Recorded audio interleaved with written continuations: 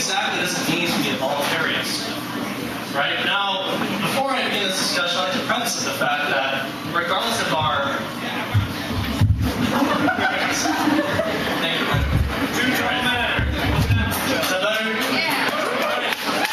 So regardless of our ideological beliefs, if we share a common goal or cause to someone else, we should be willing to work with them. For instance, I myself have engaged with socialist and anti-war rallies and neocons and gun rights rallies, despite the fact that I'm a voluntarist and it should be encouraged. However, the fact that I'm willing to work with other people should not in any way imply that I should somehow be conflating my philosophy with other people's philosophy in an inappropriate manner. So, holy shit, excuse me. Okay. So, first of all, how do most people define voluntarism? And I think most often or not, you'll hear them say that all interactions should be voluntary.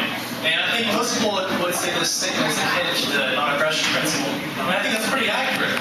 However, we must ask ourselves, is the NAP just a free-floating assertion? And I say no. In fact, I would say the NAP is simply a consequence of the principle of self-ownership. The NAP is valid because we own ourselves. Because to own anything means that we have the exclusive right to employ something as we see fit, so long as such employment does not harm anyone else or their property. Right?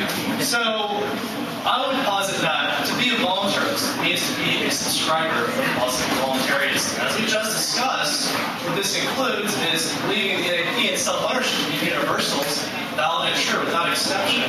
Now, this brings us to what makes the voluntarist philosophy so special and unique. And that is that it's the only ethical philosophy which is completely rationally justified and consistent and sound.